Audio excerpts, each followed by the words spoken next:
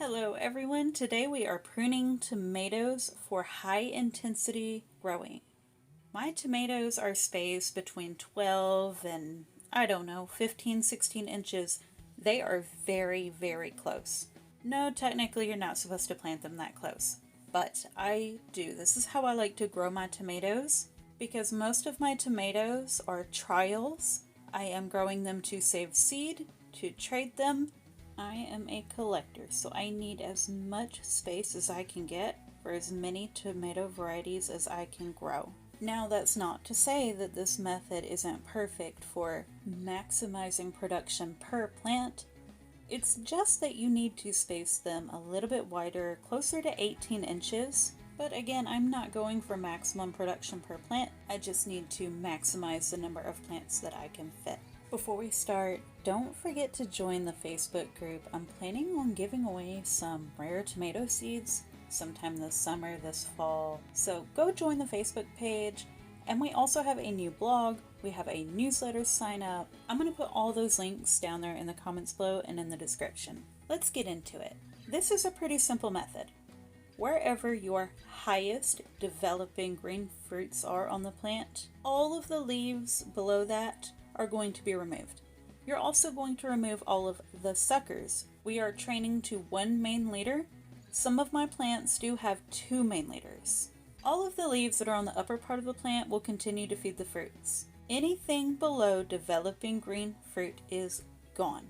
Those leaves will not be necessary for fruit production. This opens up the root zone. It reduces the risk of illness, disease, bacterial, fungal infections. You reduce light competition among the surrounding plants. It's easier to see the fruits on the plants. It's easier to see pests. It's easier to see disease cropping up. It's easier to handle the plants, so it's easier to weave them in and out of cattle panels, fencing, whatever you may choose. And you won't be diving into a giant unruly tomato bush just to see if there's even any fruits there to harvest.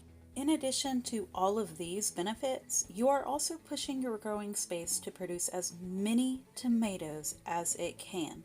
You are pushing it to its limits. So while you're doing this, do not forget to fertilize to feed your tomato plants because they are going to need it. Sure, it's a lot of work having to keep up with the pruning and the suckering throughout the growing season. However, look at this plant.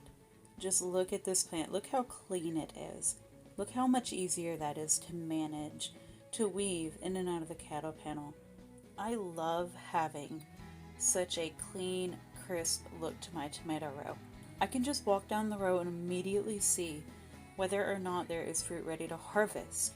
If a plant is failing or if it's sick, if there are certain pests that are starting to get out of control, I can literally walk down the line without stopping and notice these issues without much more than a glance.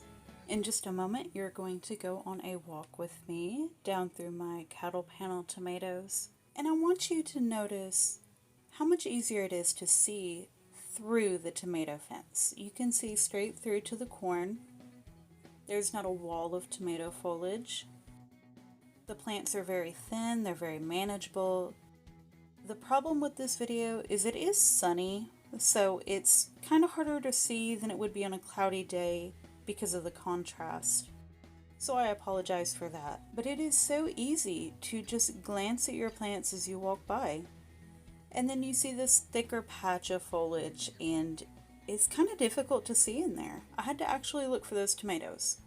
I will also note that I haven't pruned these down in about 4 or 5 days. It's almost time to prune them again. I probably should have pruned them before this video, but I did not have my gloves on hand, and I'd rather do that in the cooler part of the day. If you want to do this to maximize production per plant, I would aim to space at least 18 inches, but more like 24 inches. So if you're planting, say, a hybrid paste tomato that has been developed for very high production, especially of large fruits, you're probably going to need more spacing. You're also going to need more room for the roots so that they are better able to provide nutrients that the plant will need to achieve maximum production. Here, towards the end of the row, you'll see some of my hybrids. I also have a mortgage lifter down here. These have a little bit better spacing between them, but two of them are Cherokee carbon tomatoes, and that's what you see at the end here with a substantial amount of fruit.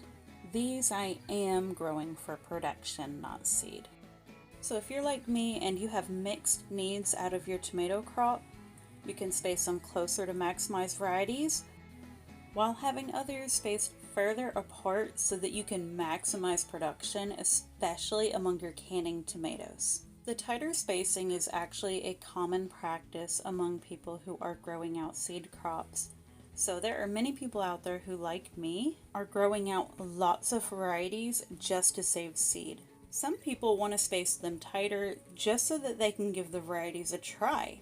Maybe they don't need a lot of production out of one plant. Maybe they just want a handful of cherries here and a handful of cherries there, just to give multiple varieties a try, maybe to find out which one is a better fit for their garden. Maybe they're trying to test for production in hot weather.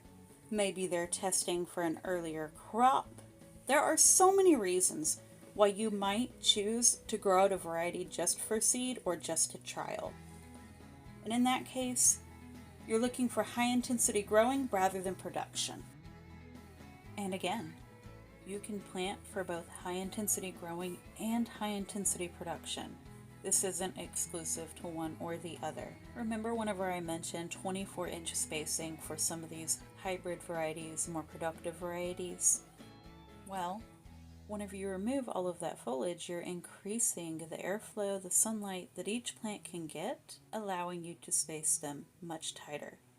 Generally, spacing is recommended at 36 to 48 inches, depending on the growth habit, production. So in the right conditions, you could pretty much double the number of tomato plants so you can have in a single space just by keeping them trimmed up. That text box towards the beginning of this video where I said don't use this method for determinate varieties, that's because you're not supposed to prune the determinate varieties. Those plants grow to a certain height, they flower, they fruit, and that's pretty much it for them for the year.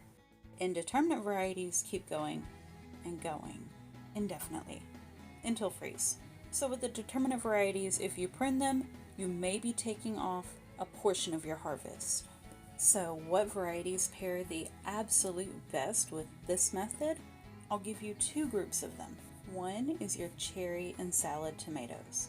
They absolutely thrive with this method. You can closely space them and they're just going to take off, do their thing, and they're going to be very happy about it. Secondly, there are a lot of heirloom tomatoes that would be great paired with this method as well. One thing you'll notice in the world of heirloom tomatoes is that high production isn't a strength for every variety. Unfortunately, this means that you could be wasting space on a slicer that'll give you maybe 5 tomatoes versus one that could give you 30. That's a bit of a drastic comparison, but there really are varieties that have such a low production.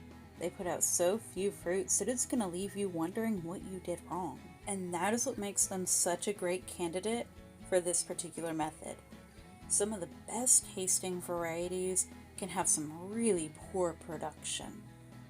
So if you're looking at a variety, you're thinking about trying it, and you're on a vendor website, you see that reviews are stating that maybe they only got a few tomatoes, you might consider this growing method to keep yourself from wasting precious space in the garden. Thank you all so much for watching. If this video was helpful, don't forget to give me a like or subscribe. Have a great day, everyone.